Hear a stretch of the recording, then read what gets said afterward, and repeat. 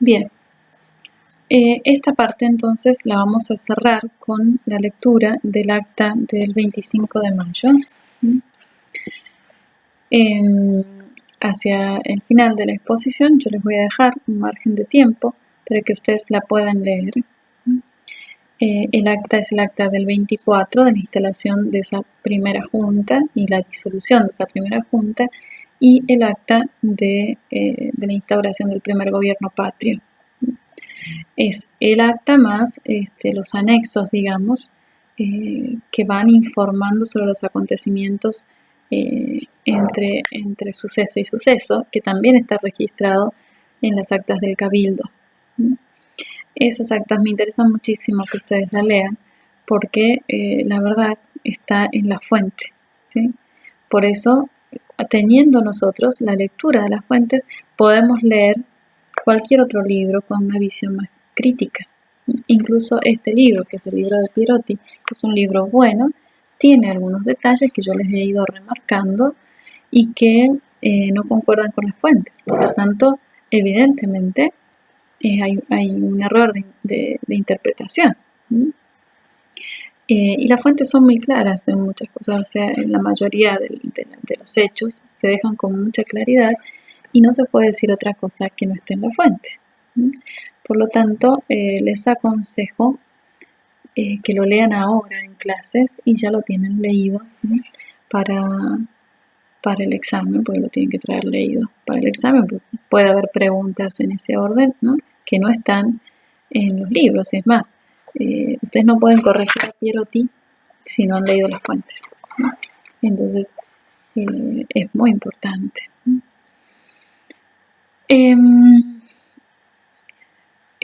Cierro el tema de la Revolución de Mayo con los sucesos posteriores y después les doy el tiempito para que ustedes puedan leer las actas, ¿no?, y las instrucciones también para que lo lean, ¿no?, con atención.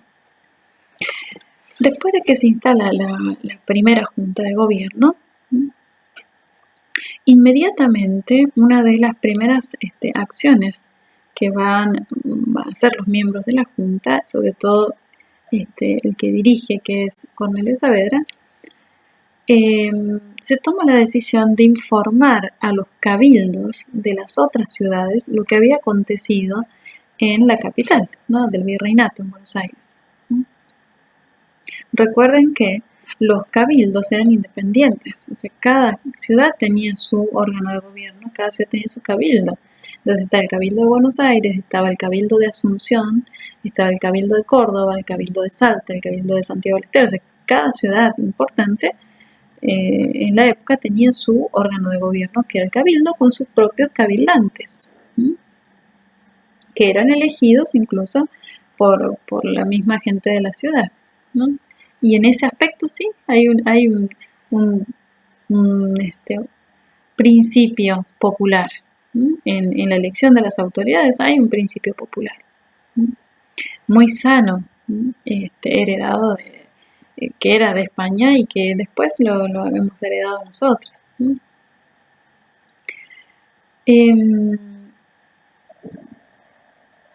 Justamente porque ¿por qué digo popular? Porque las autoridades de la ciudad no eran elegidas por el rey, eran elegidas por los ciudadanos, dentro de un régimen monárquico. Bien, les decía entonces que la primera decisión que va a tomar la primera junta es justamente informar a las otras provincias, a los otros cabildos, lo que había sucedido y pedir el apoyo de esos cabildos y dar a conocer, ¿no es cierto?, este primer gobierno patrio que va a reemplazar a la autoridad del virrey, y por lo tanto tenía autoridad sobre todo el virreinato en ese aspecto, pero se necesitaba la adhesión de los otros cabildos, ¿no? Bien, acá ya empiezan las disensiones entre los miembros de la primera junta y sobre todo se van a marcar dos líneas bien marcadas: Cornelio Saavedra y los que siguen a Saavedra, y Mariano Moreno y los que siguen a Mariano Moreno. En esto hay que tener en cuenta que Cornelio Saavedra era militar, ¿no? Saavedra no era un intelectual, él estaba hecho para las cosas prácticas, ¿no? Y mientras que Moreno, sí, Moreno era un intelectual, de una capacidad de trabajo intelectual impresionante, ¿no?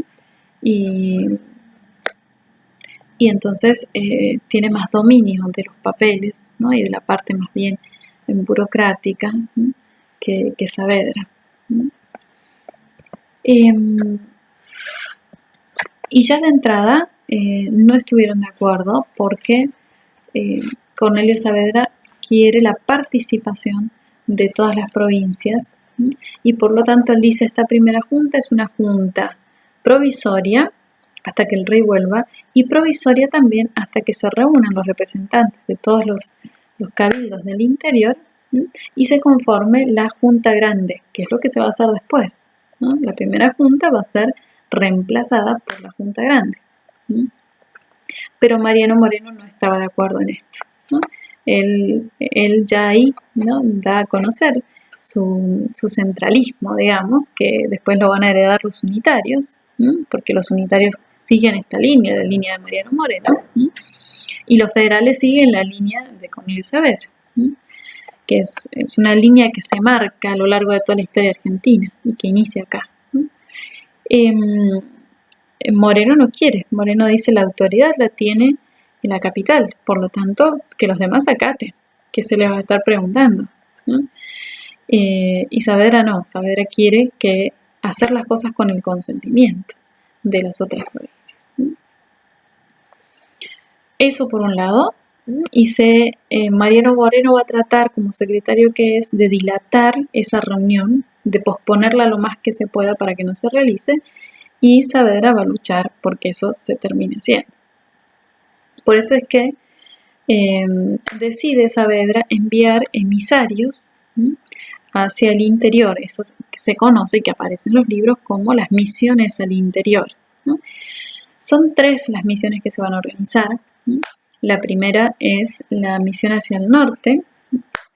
En esa misión el objetivo es dar a conocer a las provincias del norte, desde Córdoba para arriba, hasta Bolivia, ¿sí? Lo que había sucedido. Recuerden que Bolivia, el Alto Perú, pertenecía al Virreinato del Río de la Plata, ¿sí? En esa misión le va a ser encomendada a Juan José Castelli, ¿sí? La segunda misión va a ser la misión hacia el Paraguay, ¿sí? Que también pertenecía al Virreinato del Río de la Plata, y ahí va a ser delegado Manuel Belgrano, ¿sí? Y la tercera misión es encomendada a Juan José Paso. Son entonces los 3 miembros de la primera junta que se van a ir de la ciudad de Buenos Aires a realizar estas misiones. Cuando ellos se van es cuando la primera junta queda como desequilibrada, desmembrada, ¿sí? Y es cuando Mariano Moreno va a aprovechar para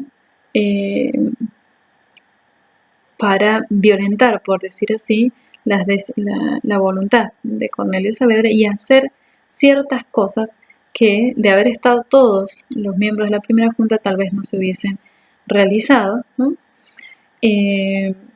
Porque Mariano Moreno, con la fogosidad de su temperamento, termina dominando las decisiones de la primera junta, siendo él un simple secretario, ¿no? Él lo hace también porque tiene el apoyo, ¿no? de las logias secretas inglesas que trabajaban muy bien, ¿no? En Buenos Aires. Se tiene el apoyo, digamos, de comerciantes muy importantes ingleses, ¿no? Que tenían su sede en Buenos Aires, ¿no? Y bueno, todo el peso, ¿no? Y la autoridad del comercio, ¿no? En una ciudad portuaria, ¿no? Y porque era muy hábil, ¿no? Muy astuto, muy inteligente en ese aspecto, ¿no? Y Saavedra era un hombre más bien práctico, un hombre de armas, ¿no? Bien, se hacen entonces las misiones al interior. los resultados de las misiones al interior son negativos porque Belgrano va a ser rechazado por el Cabildo de Asunción. Ese rechazo se manifiesta sobre todo porque vienen de Buenos Aires, ¿no? Y ya en aquel entonces ya existía esa pica, ¿no? Entre las grandes ciudades del interior y la ciudad de Buenos Aires.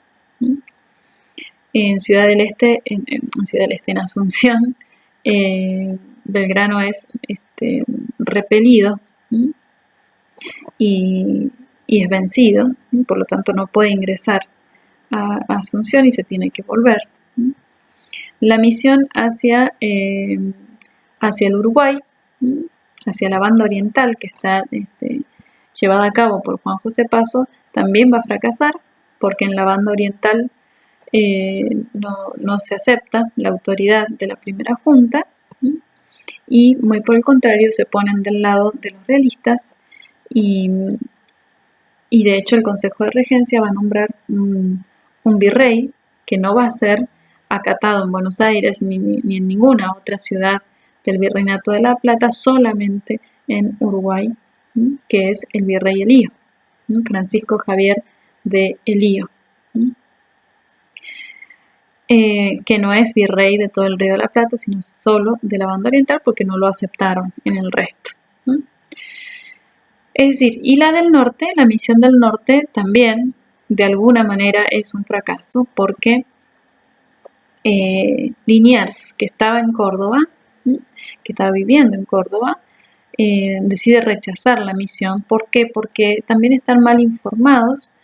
No existía en aquella época el sistema de información que nosotros tenemos ahora, ¿no? Entonces las noticias llegaban tergiversadas o había malentendidos, ¿no?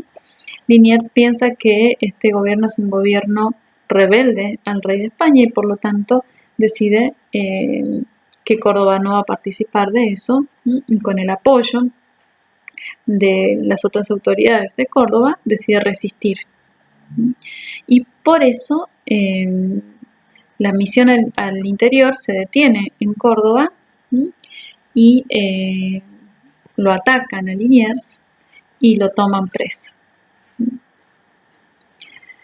Después de los sucesos con Liniers, que ahora les voy a comentar, continúa la misión hacia el norte y los enviados de esta misión se comportan muy mal, tienen muy malos comportamientos, entre ellos había liberales acérrimos como Bernardo de Monteagudo, el mismo Castelli, y por lo tanto había mucha indisciplina en el ejército que va hacia el norte, en el grupo de enviados y soldados.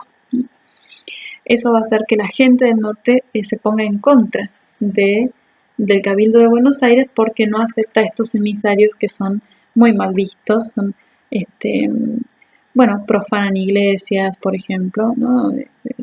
Monteagudo se había vestido de sacerdote en una iglesita en Jujuy y había, ¿no? Parodiado, así se había burlado de la misa, del sacerdote. Todo eso en el norte es muy mal visto, la gente del norte es muy religiosa. Ahora, imagínense en aquella época, y por lo tanto, la mala fama de las misiones, de esta misión al interior, se transpone al gobierno de Buenos Aires, por tanto es rechazado, ¿no? Por eso les va a costar tanto defender el norte después, ¿no? Ya Belgrano después se va a encargar de instalar, de poner disciplina, pero eso va a ser un poquito más adelante. Bien, cuando llega a Córdoba, la misión al interior,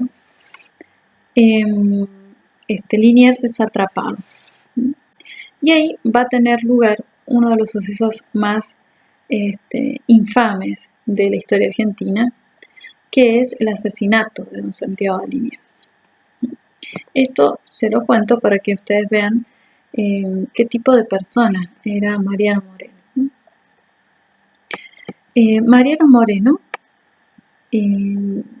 va a ordenar inmediatamente, después de que se lo atrapa a Liniers, va a ordenar que se lo fusile, sin juicio previo.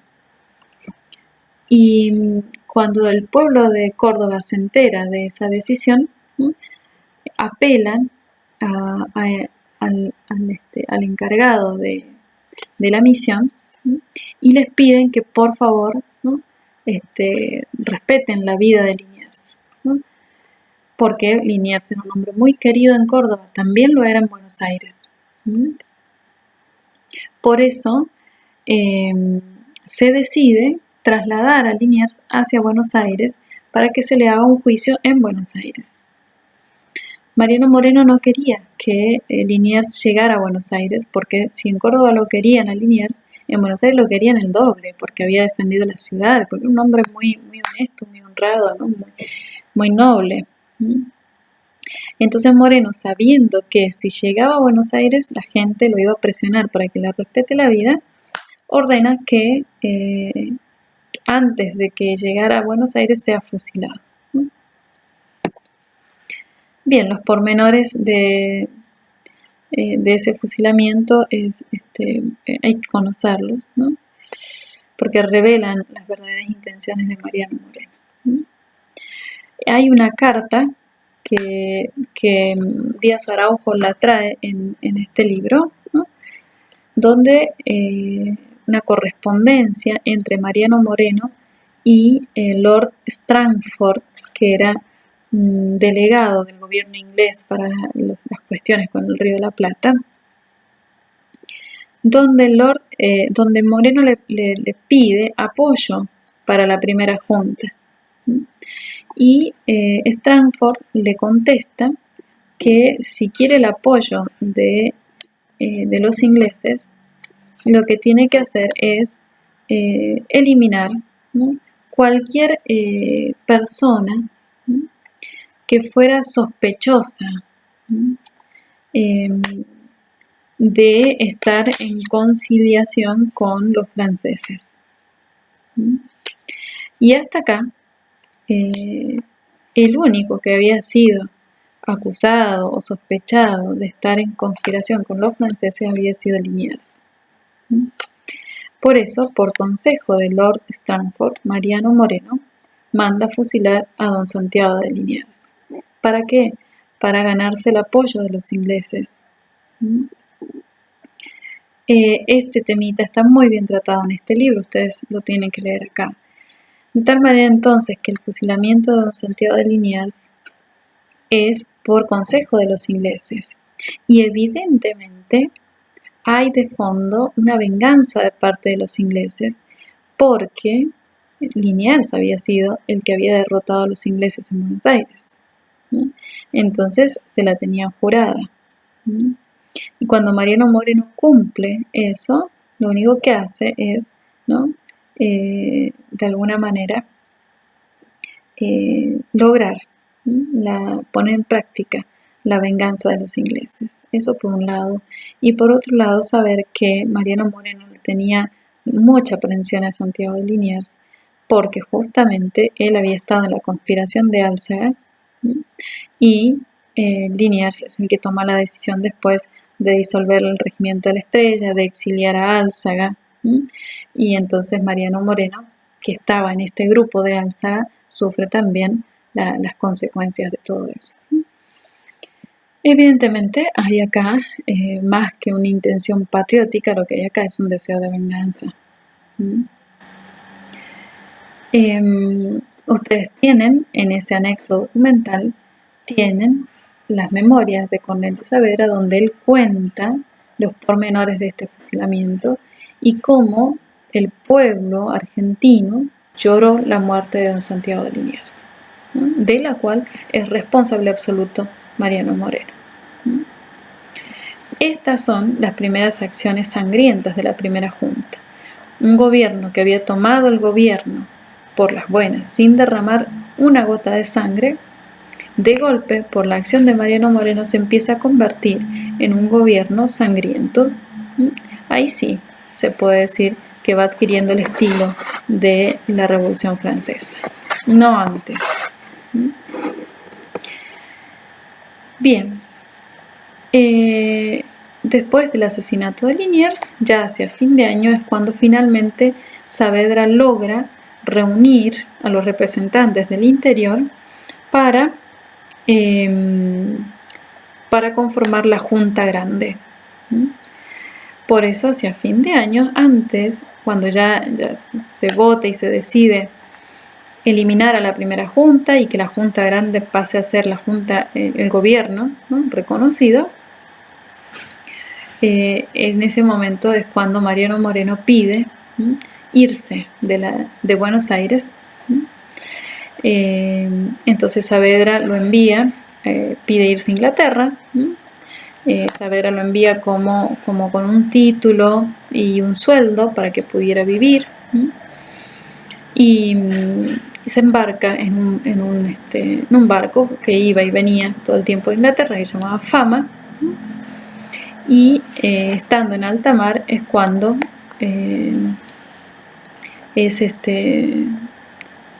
se enferma muy gravemente, y algunos dicen que fue envenenado, ¿no?, que murió envenenado y su cuerpo fue tirado al mar. Inmediatamente se divulgó la noticia o la calumnia de que había sido Saavedra el que lo había mandado a matar, cosa que es imposible, ¿no?, porque para Saavedra Moreno ya no era un problema, además de que Saavedra ya no era una autoridad. La autoridad pasó a ser la Junta Grande, en la cual Saavedra no tenía mayor participación. Y por lo tanto era ilógico, ¿no?, que Saavedra lo mandara a matar a Mariano Moreno. Sí, se dice también que en realidad, como Moreno había sido digamos, dirigido por los ingleses en un barco inglés, era muy probable que sabía demasiado, y que por eso los mismos ingleses se deshacen, ¿no?, ya no lo necesitan, entonces se deshacen de él. Puede ser. La cosa es que así muere Mariano Moreno, ¿no?, el que tanto le temía la muerte, le tenía muchísimo temor a la muerte, termina muriendo, ¿no?, a raíz de sus propias decisiones, a raíz de sus propios actos. Bien, ese es Mariano Moreno. No se puede decir que Mariano Moreno haya sido el numen de la Revolución de Mayo, así como no se puede decir que la Revolución de Mayo fue una revolución, ¿no? La Revolución de Mayo no fue una revolución.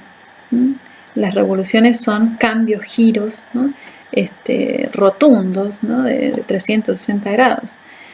Los sucesos de Mayo no fueron revolucionarios, en la semana de Mayo no se tiró un solo tiro, no se derramó una sola gota de sangre. En ningún momento se habló de libertad, por lo tanto no hay liberalismo en esto. Se juró fidelidad al rey Fernando VII, o sea, no se cambió nada, se mantuvo lo que ya estaba. Lo único que se cambia es la formalidad del gobierno, ¿no?, que se mantiene exactamente igual que Cisneros, fiel al rey Fernando VII. Por eso, el 25 de mayo de 1810 no se declara la independencia. Hay un gobierno criollo, una primera junta, igual que las juntas de España, fieles al rey hasta que él vuelva. Y la independencia se va a declarar recién 6 años después, cuando el rey ya estaba suelto, cuando el rey ya le habían dado la libertad, y nos rechaza y nos trata como rebeldes. En ese momento, ¿no?, se declaró la independencia. Eso entonces tiene que quedar claro. Creo que esos son los puntos más importantes a tener en cuenta de la Revolución de Mayo. Por supuesto que ustedes con esto van a ir a rendir el parcial, con el material van a ir a rendir el final, pero ustedes tienen que saber mucho más, por eso les aconsejo leer más sobre esto, y especialmente la lectura de estos libros que se llaman, es una serie de libritos, ¿no?, muy bien hechos, muy bien armados, que se llama Mayo Revisado, donde va revisando los puntos más controvertidos en la Revolución de Mayo, y bien documentado, ¿no? Entonces, Revolución de Mayo no es una revolución, no es una revolución popular, no tenemos nada que ver con la Revolución Francesa, ¿sí? Es una revolución militar, encabezada por militares, liderada por el regimiento Cornelio Saavedra, que es jefe del regimiento de patricios, es un gobierno jerárquico, no es un gobierno revolucionario. ¿Sí? Nuestro gobierno patrio, nuestra nación, surge entonces militar, ordenada, fiel, ¿sí? Dentro de las normas de la legalidad. No es una nación que surja de un acto de rebeldía. Eso tiene que quedar bien claro. Bien, ahora entonces en el tiempo que nos queda van a leer el acta del 25 de mayo y el acta del 24 de mayo, la del 24 y la del 25 en ese orden. Y quiero que presten atención a los sucesos de esos 2 días, ¿no? Y extraigan en su carpeta las cosas que el acta va redactando, ¿no? Que se dijo, que no se dijo, porque esas cosas son preguntas de exámenes. Entonces les conviene leerlas ahora y dejar asentada en la carpeta esa lectura, y de tal manera que ustedes ya han leído alguna vez en la vida, por lo menos una vez, las principales actas del tema de uno de los temas más importantes de la historia argentina, que es, ¿no? La Semana de Mayo.